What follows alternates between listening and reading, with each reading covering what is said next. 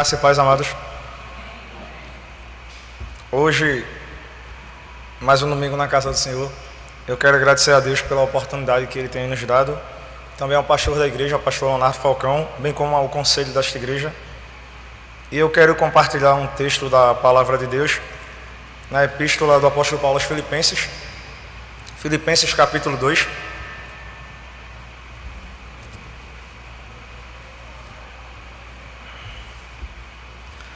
Filipenses do capítulo 2, alguns versículos do 5 até o 11, para ser mais preciso.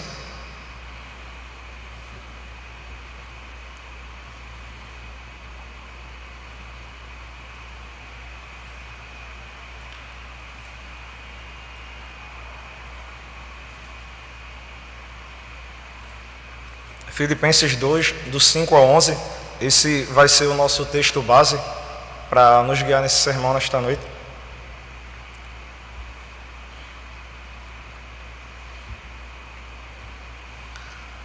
E eu vou ler o texto para depois a gente fazer uma abordagem, mas a gente também vai ler outros textos ao longo das Escrituras que também tratam do tema. Assim diz o versículo 5 de Filipenses capítulo 2: Tende em vós o mesmo sentimento que houve também em Cristo Jesus, pois ele, subsistindo em forma de Deus, não julgou como usurpação ser igual a Deus. Antes, a si mesmo se esvaziou, assumindo a forma de servo, tornando-se em semelhança de homens, e reconhecido em figura humana. A si mesmo se humilhou, tornando-se obediente até a morte e morte de cruz. Pelo que também Deus o exaltou sobremaneira, e lhe deu o nome que está acima de todo o nome, para que ao nome de Jesus se dobre todo o joelho, nos céus, na terra e debaixo da terra, e toda a língua confesse que Jesus Cristo é Senhor, para a glória de Deus Pai. Vamos ter mais um momentinho de oração. Curvemos as nossas frontes e assim oremos. Maravilhoso e soberano Deus, eu te louvo, Senhor, posso te agradecer nesta tarde pela oportunidade que o Senhor tem nos concedido nesta noite, perante tão grande responsabilidade, ó Pai, de poder falar um pouco, de poder refletir um pouco com os irmãos acerca da Tua Santa Palavra. Que o Senhor possa ter misericórdia de minha vida, porque eu sou um pecador, Senhor, e merecedor da Tua graça, da Tua bondade e da Tua misericórdia. Mas eu rogo-te, Senhor, que o Senhor possa falar através da minha vida, através das Escrituras, para esta igreja, Senhor, para que o Teu povo seja alimentado, Senhor, e venha a crescer para a glória do Teu nome. Assim eu te peço e te agradeço, Jesus, no nome do Teu Filho amado, amém. Como eu bem já havia pontuado, esse texto ele trata de algo bastante interessante na Palavra de Deus, e é uma das características de Jesus, que quando ele esteve aqui na terra no seu ministério, durante aproximadamente 3 anos e meio, acerca da humildade. A humildade é um tema bastante explorado nas Sagradas Escrituras, e Jesus ele foi o exemplo de maior humildade. Quando eu olho para essa característica do ministério de Cristo, eu consigo ver que eu e muitos de nós estamos em falta, quando nós não conseguimos imitar esse exemplo de Cristo, acerca da humildade. Em contrapartida também eu vou fazer alguns contrapontos acerca de um outro termo que a Bíblia coloca como antagônico, como antônimo, melhor dizendo, né? Vem a ser a soberba. O oposto da humildade é a soberba. E Jesus, quando esteve aqui na terra, como eu já apontei no seu ministério, ele deu o maior exemplo de humildade. Eu peço que os irmãos abram as Bíblias no livro de João, Evangelho conforme escreveu São João, no capítulo 13. A gente, embora mais adiante iremos voltar para esse texto, ele é o texto base, mas João, capítulo 13, do versículo 1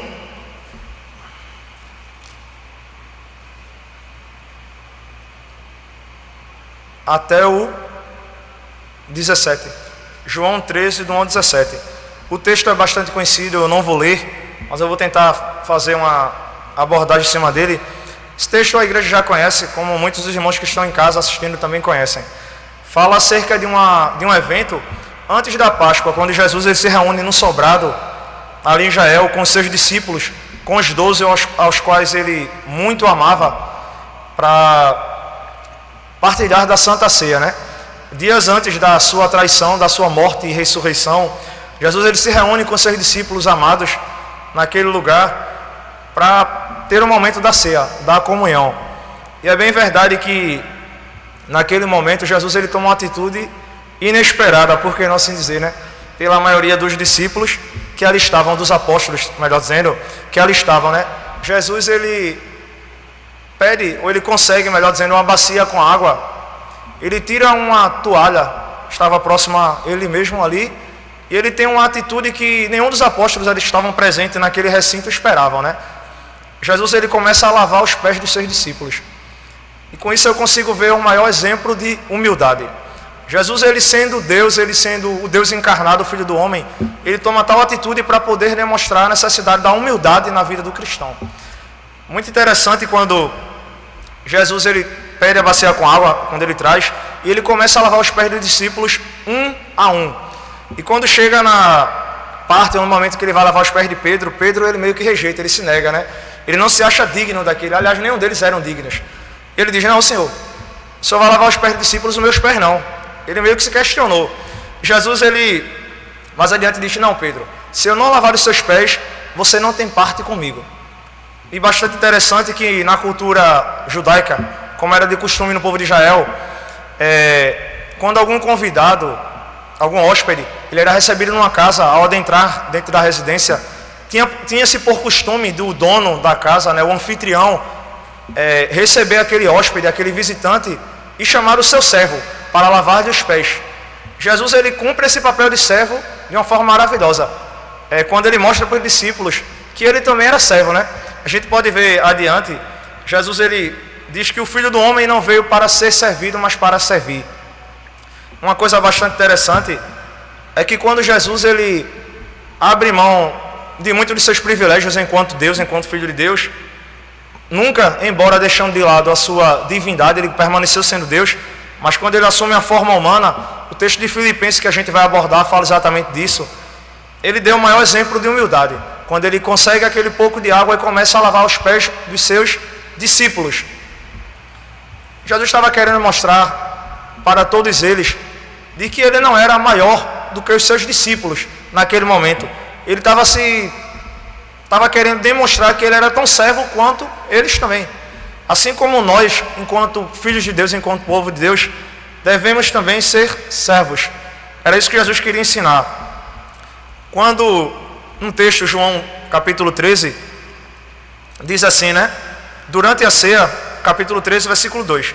Durante a ceia, tendo já o diabo posto no coração de Judas Iscariotes, o traidor, filho de Simão, que traísse a Jesus, sabendo este que o Pai tudo confiara às suas mãos, e que ele viera de Deus, e voltava para Deus, levantou-se da ceia, tirou a vestimenta de cima, e tomando a toalha, cingiu-se com ela.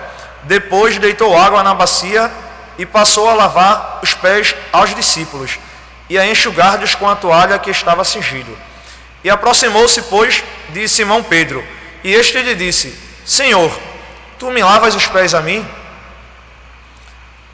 Respondeu-lhe Jesus, o que eu faço não sabes agora, compreendê-lo-ás depois. E disse-lhe Pedro, nunca me lavarás os pés. Respondeu-lhe Jesus, se eu não te lavar, não tens parte comigo. Então Pedro lhe pediu, Senhor, não somente os pés, mas também as mãos e a cabeça. E declarou-lhe Jesus, quem já se banhou não necessita de lavar, senão os pés, quanto ao mais está todo limpo. Pedro ele questiona Jesus acerca daquela atitude, né, inesperada da lavagem dos pés, e Jesus ele responde para Pedro, né, ele replica para Pedro, falando que era necessário que todos eles passassem pelaquele ritual, pelaquela cerimônia do lava-pés. Jesus ele estava ali naquele momento se igualando aos discípulos num certo sentido, estava querendo dizer que era tão servo quanto eles, os demais. Dito isto, alguns textos da Bíblia também, eu vou só pontuar, devido ao tempo, que fala acerca da humildade. no livro de Provérbios, no capítulo 15, no versículo 33, fala que a humildade ela precede a honra. Antes da honra vem a humildade. Ainda no livro de Provérbios, um outro texto que fala acerca da humildade, diz que a soberba precede a ruína e a altivez de espírito a queda. Salomão ele diz também que é melhor ser humilde de espírito com os humildes do que repartir o despojo com os soberbos. Provérbios 16, do 18 ao 19. Mas aí voltando ao texto de Filipenses, nosso texto base, Filipenses, o capítulo 2, do 5 ao 11, como nós já havíamos lido, texto bastante interessante. Quando o apóstolo Paulo ele escreve esse texto, eu vou contextualizar primeiro acerca do cenário. Paulo ele estava preso. Quando Paulo ele redige a carta à igreja de Filipos, Paulo se encontrava preso. E Filipos foi uma cidade que fazia parte do Império Romano. A epístola de Paulo aos Filipenses foi escrita por volta de 61 depois de Cristo. A cidade de Filipos era uma cidade muito pobre, humilde, mas que teve uma grande significância e importância no ministério de Paulo. Enquanto Paulo ele estava aprisionado por cerca de 2 anos, a igreja ali em Filipos ela contribuiu de forma financeira e de forma espiritual, através de orações e através de uma ajuda mútua ao apóstolo Paulo. A cidade de Filipos, melhor dizendo, ela foi fundada pelo rei Filipe II da Macedônia. Esse rei Filipe II ele foi pai de Alexandre o Grande. E essa igreja ela tinha algo especial com o apóstolo Paulo. Por quê? Porque ela foi a primeira igreja fundada por Paulo na Europa, durante a sua segunda viagem missionária. Bastante interessante. Essa epístola, quando Paulo ele escreve, aquela igreja também ela tinha alguns problemas, como as demais igrejas têm, né? Mas o foco da epístola, Paulo fala acerca da unidade da igreja, da humildade e da alegria em Cristo. Mais adiante, lá no capítulo 4, no versículo 13, quando Paulo ele começa a falar que sabe sobreviver a todas e diversas situações, né? Que ele pode todas as coisas naquele que me fortalece, ele diz, Filipenses 4,13. Mas eu não vou me ater a isso, eu vou falar sobre o texto específico.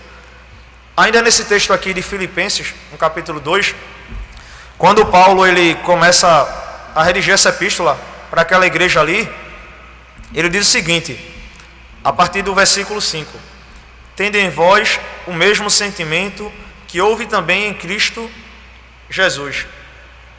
Que sentimento é esse que Paulo estava falando? Paulo ele estava falando, creio eu, que acerca da humildade. Mas por que ele estava falando acerca da humildade? Mais adiante, nós temos o exemplo de Cristo, né, como o maior mestre e Senhor, sendo humilde. Quando ele cumpre aquele momento ali do lava-pés, ele estava querendo exatamente ensinar isso para nós. Dentre os grandes exemplos, atributos e características de Cristo, a humildade é uma das características que mais me chama a atenção. Por quê? Porque Cristo ele era o Deus encarnado, o próprio Mestre, o próprio Senhor. E ele deixou o seu trono, a sua glória, os seus privilégios, ele abriu mão, mesmo sem deixar de ser Deus, para poder cumprir o papel, para poder cumprir aquela missão, o propósito. Qual era a missão? De vir ao mundo, de sofrer, de padecer, de ser crucificado e de ao terceiro dia ele ressurgir. E no versículo 11, como a gente vai ler mais adiante, o texto diz que Jesus ele foi exaltado, porque ele foi colocado à direita do Pai. Nesse versículo 5 que a gente leu, quando Paulo ele exorta a igreja dizendo, tendo em vós o mesmo sentimento que houve em Cristo Jesus, Paulo ele estava falando uma coisa bastante interessante, né? Quando ele diz que Jesus, ele era um líder, e ele não tinha obrigação nenhuma de lavar os pés de nenhum dos apóstolos. Ao invés disso, Jesus ele poderia ter os seus pés lavados pelos 12, mas ele tomou uma atitude diferente, né? Ele quis dar o maior exemplo de humildade. Quando a gente lê o versículo 5 do texto que a gente acabou de ler aqui, de Filipenses no capítulo 2, Paulo diz que a igreja ali em Filipos, bem como a nossa igreja nos tempos presentes, nós precisamos ter esse sentimento de humildade, que foi de Cristo, né? Quando Paulo ele chama a atenção da igreja para que nós sigamos o exemplo dele, assim como ele seguiu o exemplo de Cristo, uma das coisas que ele pontua é acerca da humildade. Quando ele fala no versículo 6 que, pois ele, subsistindo em forma de Deus, não usurpou, ou melhor, não julgou ter por usurpação ser igual a Deus. Antes a si mesmo se esvaziou, assumindo a forma de servo. Paulo, ele estava querendo falar para a igreja ali de Filipos que Jesus, com seu maior exemplo, ele abriu mão de forma voluntária dos seus direitos, até porque antes da encarnação Jesus ele era e continuou sendo Deus, né? Ele foi sempre com Deus, co-igual, co-eterno e co-substancial, com o Pai e com o Espírito Santo, com toda a Trindade Santíssima. Também Jesus ele sempre foi revestido de glória e de majestade. Ele é o Criador de todas as coisas, como a igreja bem sabe, que Paulo ele escreve nas demais epístolas. Em Colossenses 1,16, o texto também diz que Jesus ele foi adorado pelos anjos nos céus.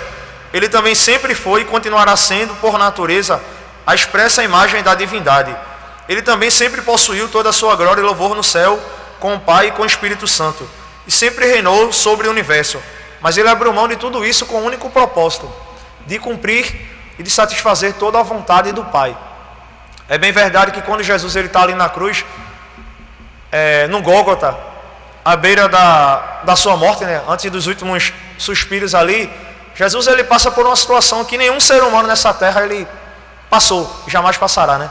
Jesus ele sente na sua pele, no seu próprio corpo, o abandono do Pai, quando ele diz: Eli, Eli, lama sabachthani. Em outras palavras, Deus meu, por que me desamparaste? Naquele momento eu entendo, ao ler as Escrituras, que Jesus ele estava recebendo a maior carga de pecado da humanidade sobre si. E naquele momento Deus ele, eu não sei se seria esse o termo, né? Deus o abandonou, mas Deus o entregou aquele sofrimento árduo, aquele grande peso de carregar toda a culpa, toda a dor e todos os nossos pecados, que não foram poucos.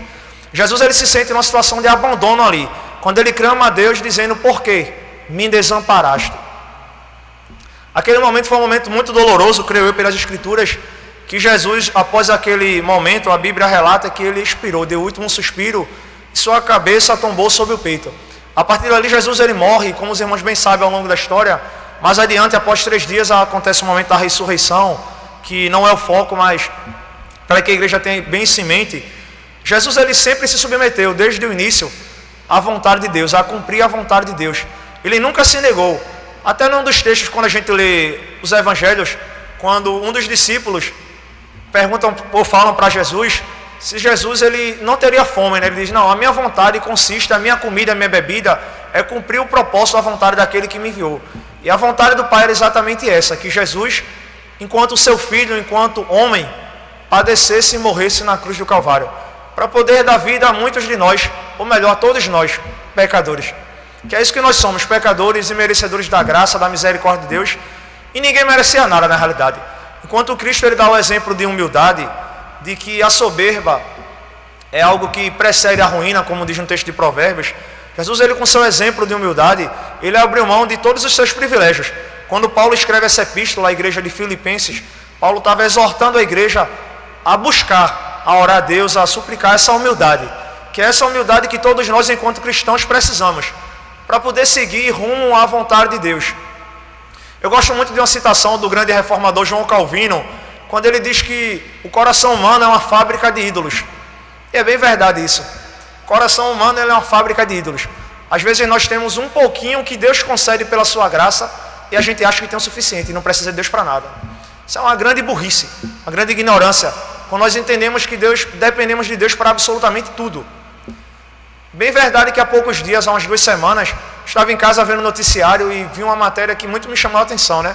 Um banqueiro bastante conhecido aqui no Brasil, ele veio a óbito, veio a falecer com quase 90 anos de idade. E ele tem uma fortuna de cerca de 120 bilhões de reais. E eu comentava com minha mãe ali em casa, né? Será que ele vai conseguir levar 10% dessa fortuna dentro do caixão? Ela respondeu: óbvio que não. Ele não vai levar absolutamente nada. Até para chegar no cemitério, a ponto de ser sepultado, ele vai precisar de outros. Ou seja, absolutamente nada do que nós tenhamos aqui ou viemos a ter nessa terra irá nos levar adiante. Muito passageiro, muito momentâneo, mas pela manhã estava ali sentado quando o seminarista William ele ministrava sobre o texto em Eclesiastes. Ele falava exatamente disso, né? Que a vida tudo é vaidade, tudo é passageiro. E tudo passa, na realidade, nada permanece para sempre. Somente aquele que faz a vontade do Pai, segundo a epístola de 1 João. Aquele que faz a vontade de Deus, ele permanece para sempre. Assim como Deus também, que ele é eterno. E enquanto eu vi aquela matéria, muito me chamou a atenção.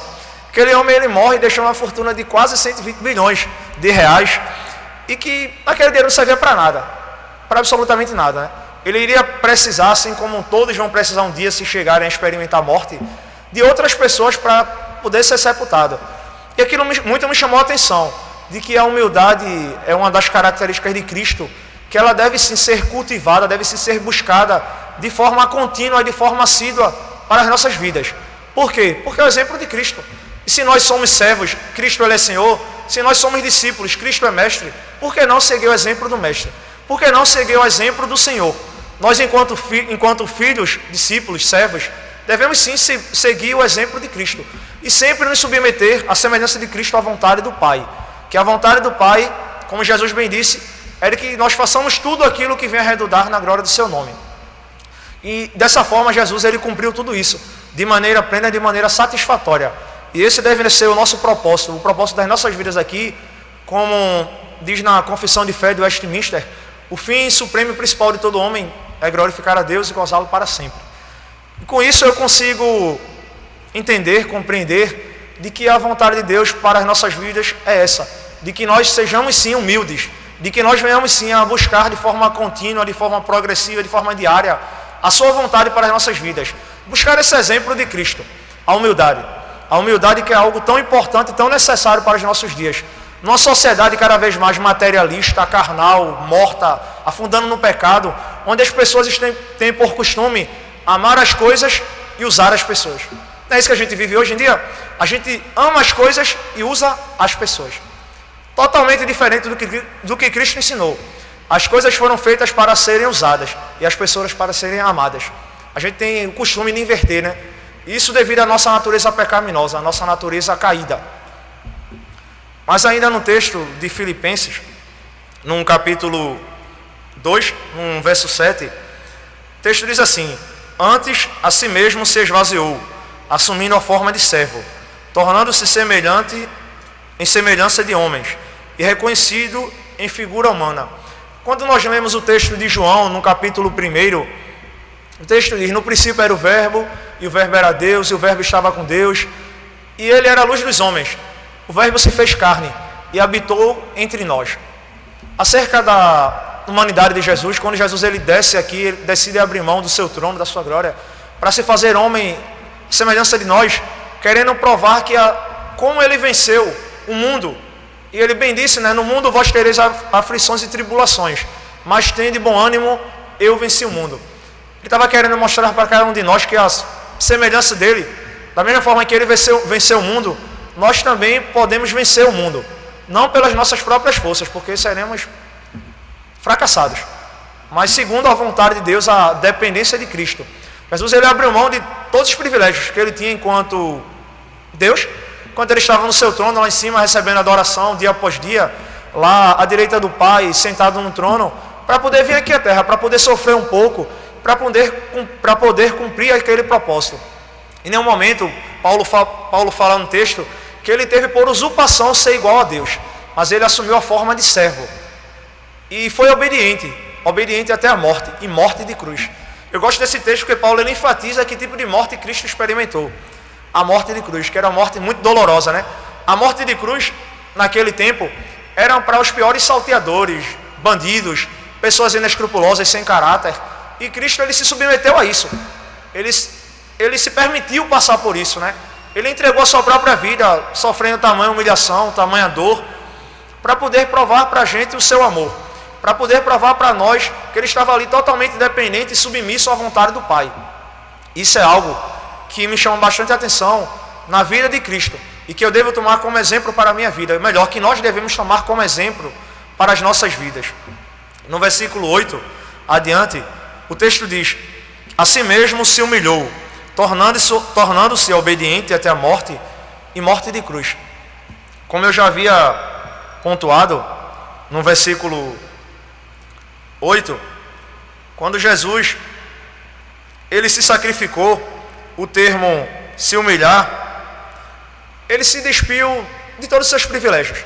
Jesus ele não tinha orgulho, ele não tinha soberba, não tinha nada disso. Ele se permitiu humilhar para cumprir a vontade total, para cumprir para satisfazer a vontade do Pai. Quando nós lemos o versículo 8, Jesus ele serviu de forma sacrificial e obediente até a morte de cruz. E essa morte de cruz ela tinha 3 aspectos, ou melhor, 3 características, que eu vou abordar aqui em rápidas palavras. A morte de cruz, naquele tempo, naquela cultura, ela era uma morte, em primeiro lugar, totalmente dolorosa. Uma morte extremamente dolorosa. Por quê? Ela não era uma morte imediata, ela era uma morte aos poucos. O sofrimento era pausado, né? Era um sofrimento, era uma tortura, melhor dizendo. Jesus ele foi torturado ali. À medida que os seus ossos são quebrados, ele se impõe sobre a cabeça dele uma coroa de espinhos, os pregos nas mãos. Era uma morte bem lenta e dolorosa, sofrimento contínuo. Uma morte humilhante, melhor dizendo, uma tortura, né? Que Cristo ele experimentou simplesmente para se submeter à vontade do Pai por amor a nós. Uma segunda característica da morte de cruz é que aquela morte ela era aplicada, como eu já havia pontuado, aos mais perigosos criminosos, uma vez que a pessoa, muitas vezes, antes de ser crucificada, passava por um ritual de sofrimento, né? Era um pré-sofrimento, eram os açoites, a tortura. Jesus, quando ele sente sede lá na cruz, ele diz: tenho sede. E alguns dos soldados ali, enchem uma esponja com vinagre e colocam na ponta da sua língua. Ou seja, não deram água para ele, não deram vinagre. Algo amargo, maior sofrimento. E uma terceira e última característica da morte de cruz é que aquela morte era considerada um tipo de morte maldita. Porque todo aquele que era crucificado, ele passava por um grande escárnio, por uma grande humilhação. Isso era algo bastante doloroso, né? Que naquela cultura, como a gente bem sabe mais adiante, o apóstolo Pedro, ele experimenta também a morte de cruz, mas ele se enxerga, ele se compreende indigno. E ele pede para ser crucificado de cabeça para baixo. Porque Cristo ele foi crucificado normalmente, não de cabeça para baixo. Mas o sofrimento foi bem doloroso, foi bem pior.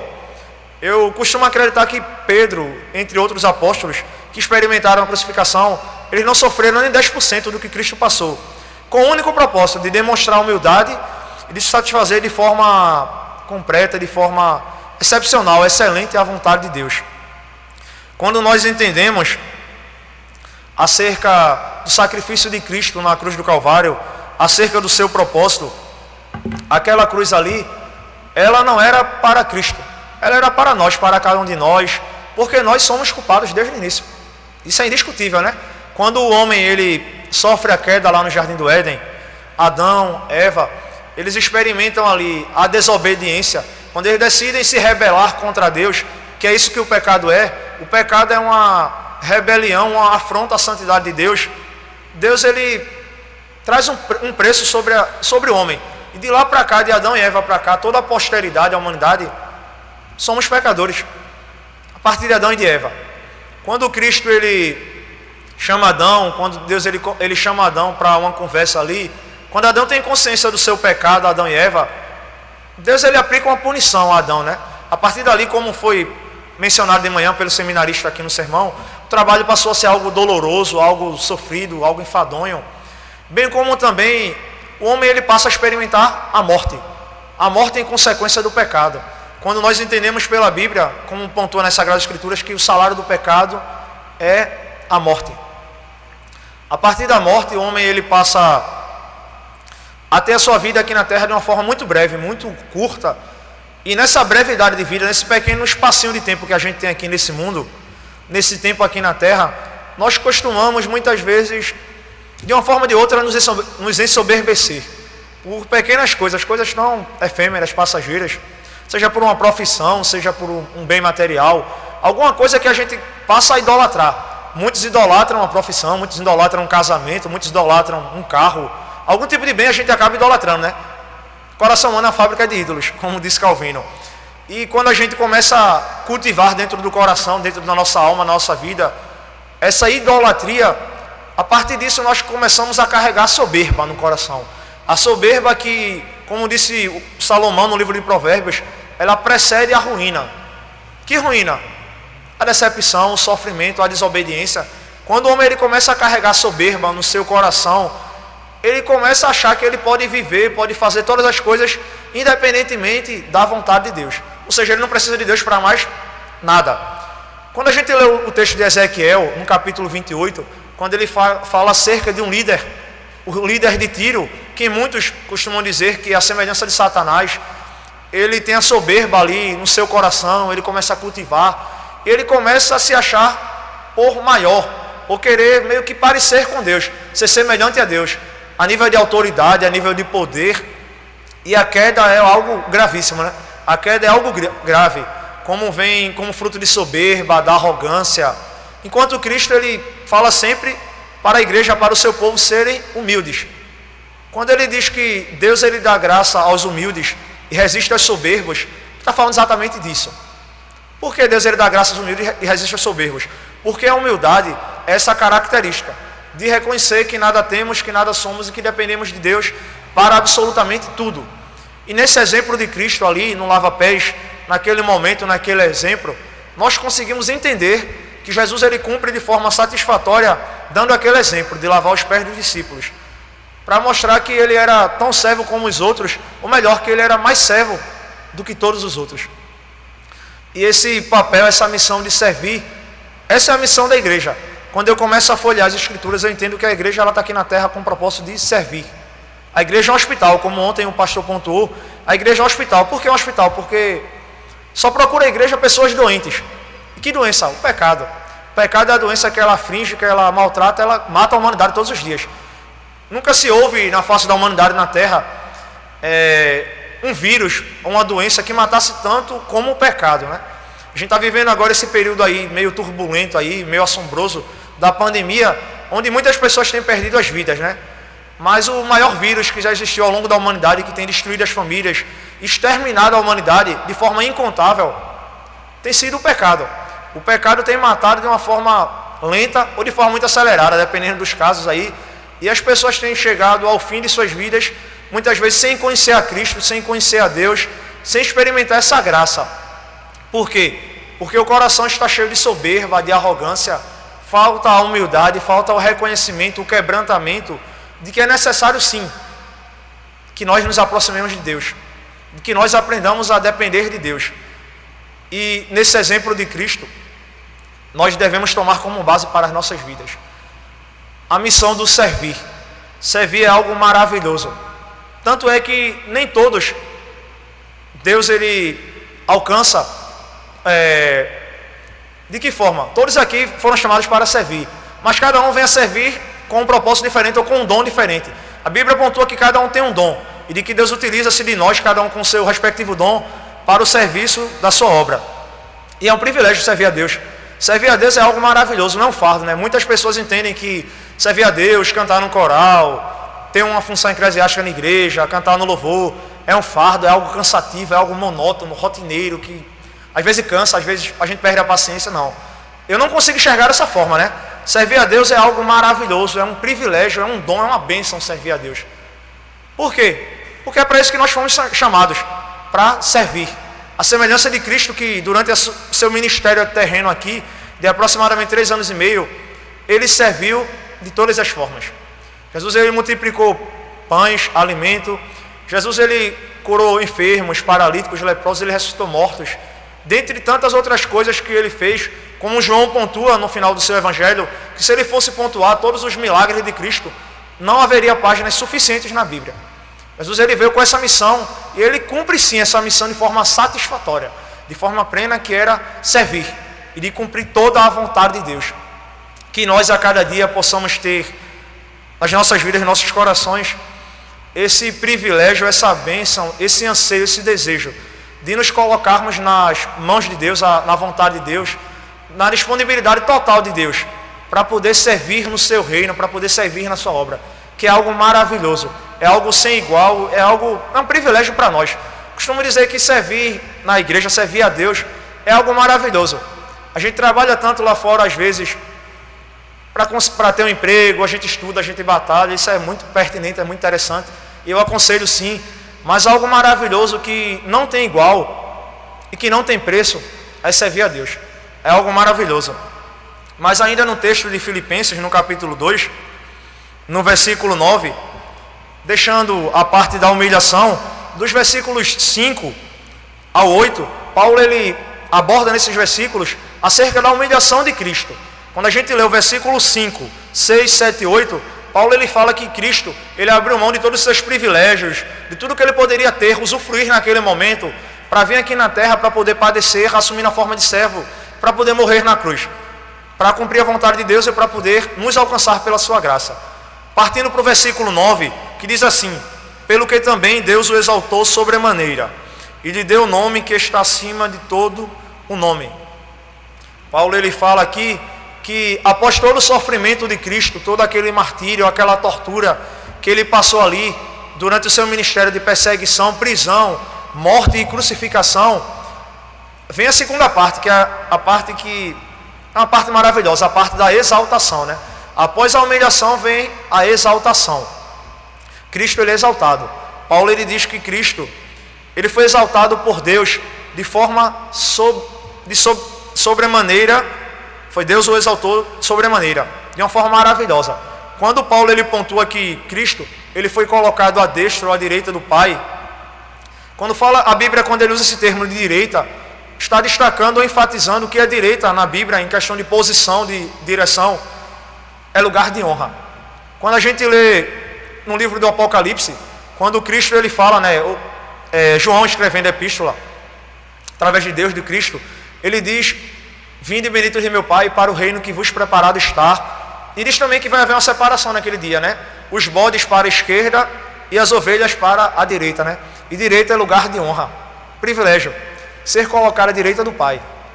E é isso que nós esperamos, e é isso que Paulo pontua no versículo 9 do texto, capítulo 2 de Filipenses, que Cristo ele foi colocado à destra, à direita do Pai.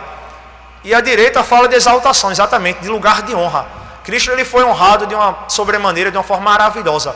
Por que ele foi tão honrado? Por que ele foi exaltado? Porque desde o início do seu ministério, da sua vida aqui nessa terra, ele se submeteu a toda a vontade de Deus, ao sofrimento, à humilhação, às dores, à perseguição. Se submeteu de uma forma plena, genuína à vontade de Deus. Isso é maravilhoso.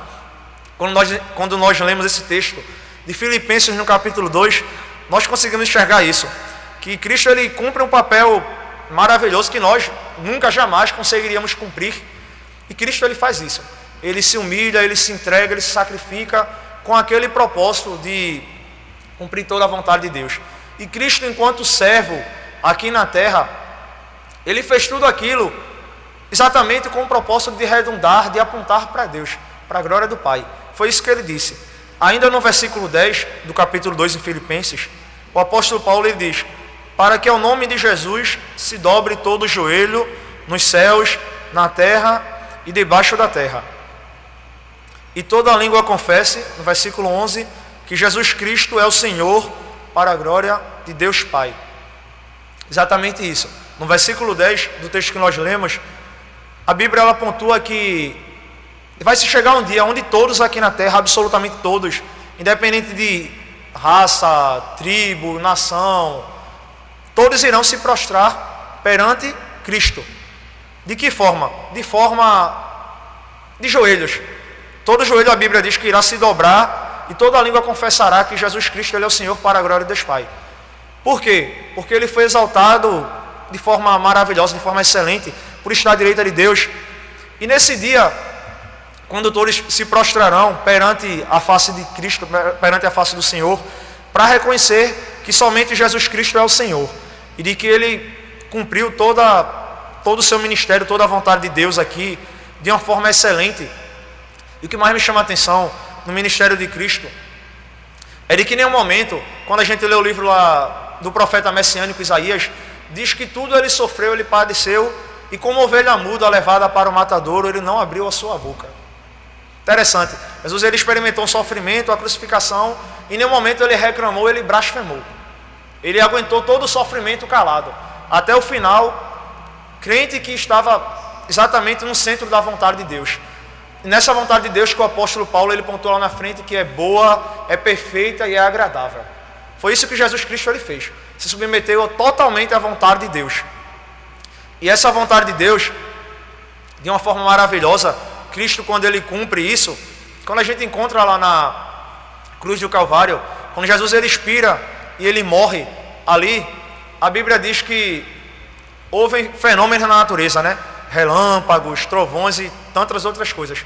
A natureza, o cosmos se abala, porque quem estava ali na cruz padecendo naquele momento não foi qualquer homem, foi simplesmente o Cristo encarnado, o Deus encarnado, o Deus que se fez homem, que abriu mão de tudo simplesmente para poder nos alcançar pela sua graça e para poder nos ensinar o importante do serviço, o que é servir na obra de Deus, o que é servir no reino de Deus, algo maravilhoso. E para concluir, quando o apóstolo Paulo, ele escreve essa epístola para a igreja de Filipos, era exatamente isso que ele estava querendo chamar a atenção da igreja, exortar os irmãos, que todos ali, é exatamente esse o propósito da carta aos Filipenses, mostrar a unidade da igreja, mostrar a alegria abundante, que ela deve persistir, ela deve perdurar, sempre na misericórdia, na graça, na dependência de Deus. Quando Paulo, nesse livro de Filipenses, Paulo ele fala num determinado versículo, não me recordo agora, alegrai-vos no Senhor, outra vez digo, alegrai-vos. Parece até incoerente da parte de Paulo. Quando Paulo ele redige a carta à igreja de Filipos, como eu já havia mencionado, Paulo ele estava encarcerado, Paulo ele estava preso. E ele escreve essa epístola, falando sobre humildade, falando sobre unidade, falando sobre servidão, sobre amor. É algo que eu vejo que é algo impensado para nós hoje. Como é que alguém preso, alguém aprisionado numa masmorra, vai escrever uma carta para uma igreja falando sobre unidade, sobre amor, sobre humildade? É até impensado, humanamente falando, mas Paulo ele escreve isso. Por quê? Porque Paulo ele foi um homem que ele aprendeu, ele experimentou todo o sofrimento aqui enquanto homem, mas ele vivia na dependência de Deus. E Paulo ele carregava esse traço de Cristo, esse exemplo de Cristo que era a humildade. Quando Paulo ele pontua ser de meus imitadores, como eu também sou de Cristo, estava falando exatamente disso, que vocês possam me seguir, que vocês possam seguir o meu exemplo, enquanto eu estiver em Cristo, enquanto eu imitar a Cristo, que vocês também me sigam, na humildade, no serviço a Deus, em fazer a vontade do Pai, em cumprir esse propósito. E para encerrar esse texto, essa abordagem, onde nós pontuamos nessa noite, acerca da humildade, se nós tivermos a oportunidade, em qualquer parte do nosso dia, de pararmos, de analisarmos e pensarmos, será que nós realmente somos humildes da maneira que a Bíblia ela ensina? Será que essa humildade que Jesus ele apontou, naquele momento lá, onde ele lava os pés dos discípulos, será que esse tipo de humildade nós carregamos no nosso dia a dia, no trabalho, na universidade, na escola, onde quer que nós estejamos? Ou será que em diversos momentos e com pequenas coisas, nós acabamos deixando de lado a humildade e cultivamos a soberba? Se você parar para pensar nisso, para você refletir um pouco nisso, você vai ver que, infelizmente, nós acabamos por tropeçar muitas vezes e deixar de lado essa característica tão maravilhosa, essa característica tão genuína, tão perfeita do próprio Cristo, que é a humildade. Essa humildade ela deve ser buscada, deve ser perseguida, deve ser suplicada a Deus todos os dias. Que nós possamos viver debaixo dessa humildade, dessa graça e dessa dependência total de Cristo, como filhos de Deus, como povo de Deus aqui, para que sempre o nome de Deus seja glorificado. Para encerrar, eu vou recitar o texto de Romanos 11:36, onde Paulo ele escreve, dizendo, porque dele, por ele e para ele são todas as coisas. Glória, pois, a ele eternamente. Amém. Que Deus possa abençoar os irmãos, a igreja, e que essa seja a nossa oração todos os dias.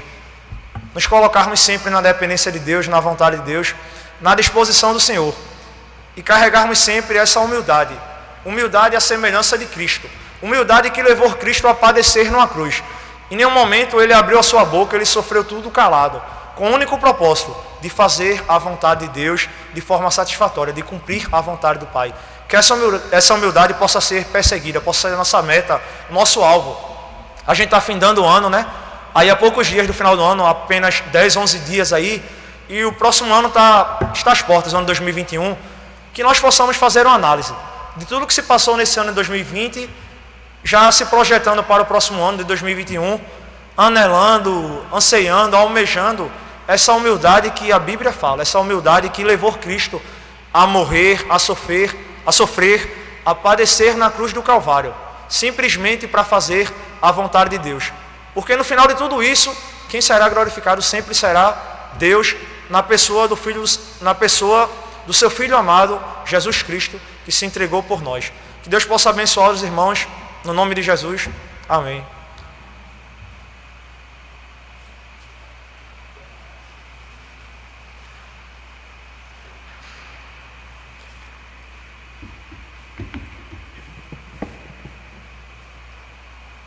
Graças a Deus pela sua palavra que o Senhor nos falou no nosso coração, o exemplo de Cristo na humilhação, o exemplo do Senhor na nossa caminhada.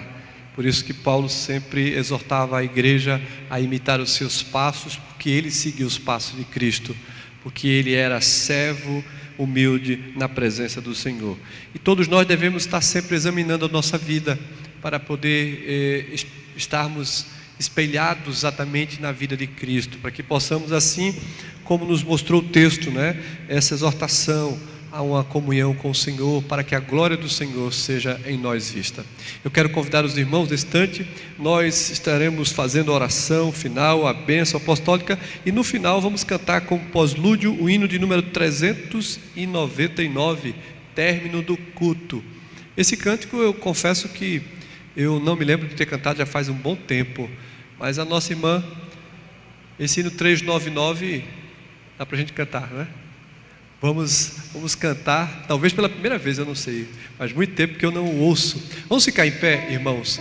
Eu quero lembrar a igreja que sexta-feira que vem, dia 25 de dezembro, estamos aí nos últimos dias deste ano de 2020, que para muitas pessoas querem esquecer o ano de 2020, mas eu sei que todas as coisas cooperam para o bem daqueles que amam a Deus. A igreja tem um grande aprendizado nesse ano, de manter a sua fé, a sua confiança e esperança sempre no Senhor.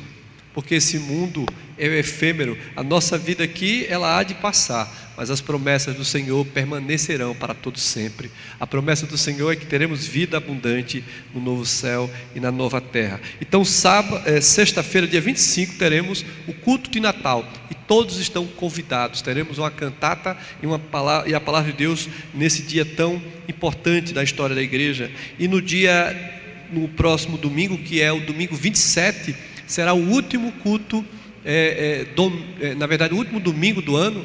Teremos aqui um momento de agradecimento a Deus por todas as atividades da nossa igreja, a liderança toda da igreja. Estamos convocando para estar aqui no próximo domingo, porque será dada posse no dia 27, o último domingo. E no dia 31, permitindo Deus, teremos aqui o culto de final de ano às 20 horas. Sexta, 7 horas da noite, estaremos divulgando durante a semana no Pastoreando, lembrando os irmãos e também em todas as atividades. Deus abençoe. Vamos orar, queridos, vamos fechar os nossos olhos e adorar ao Senhor. Eu quero convidar o presbítero Paulo para fazer essa oração final, e logo depois eu irei impetrar a bênção. Oremos. Maravilhoso, soberano Deus, Pai de nosso Senhor e Salvador Jesus Cristo, nós te louvamos, Senhor, por mais um privilégio, a oportunidade de poder servir no teu reino, Senhor. Ó Pai, nós te agradecemos pela palavra que o Senhor nos concedeu nesta noite, privilégio, Senhor, de poder compartilhar com os amados irmãos acerca da tua vontade, Senhor, do teu exemplo que o Senhor, enquanto servo humilde, representa para nós, que o Senhor nos deixou as Escrituras, nos ensinando, Senhor, que devemos buscar, perseverar acerca da humildade, Senhor, de nos colocarmos no centro da tua vontade, nas tuas mãos, na tua dependência, Senhor, para fazer o teu querer, para cumprir a tua vontade de forma satisfatória, Senhor, sempre voltando, sempre reconhecendo a nossa pequenez, a nossa pecaminosidade, dependendo de ti, Senhor, vislumbrando, almejando, ansiando a tua graça, a tua glória, Senhor. Cultiva, ó Senhor, em nós a cada dia um caráter humilde, Senhor. Quebranta os nossos corações, retira a soberba, Senhor, o orgulho, que o Senhor possa nos esvaziar a cada dia de nós, Senhor, e nos encher do teu Espírito Santo. Como bem disse, Senhor, o apóstolo Paulo: não vos embriagueis com vinho, mas enchei-vos do Espírito, Senhor. Que essa seja a nossa meta, o nosso propósito, tanto no final deste ano, Senhor, como para o próximo ano que já se aproxima. Que nós possamos, ó Pai, buscar a cada dia a tua face, Senhor, em humildade, pedindo a tua misericórdia, a tua graça, o Teu poder, Senhor, para que nós, Senhor, venhamos a viver em humildade, Senhor, servindo na Tua obra, no Teu reino, Senhor, assumindo esse papel, assumindo, Senhor, essa missão de servir, que é para esse propósito que nós fomos chamados, Senhor. Servir e servir e servir, até o final dos nossos dias. E que tudo, Senhor, venha a ser para a glória e louvor do Teu santo nome, Senhor. Tem misericórdia de nós, ó Pai. Sustenta-nos, ó Senhor, dai-nos uma semana abençoada, debaixo do Teu poder, da Tua graça e da Tua dependência, Senhor. Ensina-nos, ó Deus, a amar, a buscar a Tua face, a lermos a Tua palavra, Senhor, a nos debruçarmos sobre as Sagradas Escrituras, Senhor, a fim de cumprir o Teu exemplo de humildade, qual nós abordamos nesta noite, Senhor. Fica conosco, Senhor, no nome de Jesus, tudo isso nós te rogamos, te pedindo, já te agradecendo, no nome do Teu Filho Jesus, que é fiel e vive para todo sempre. Amém.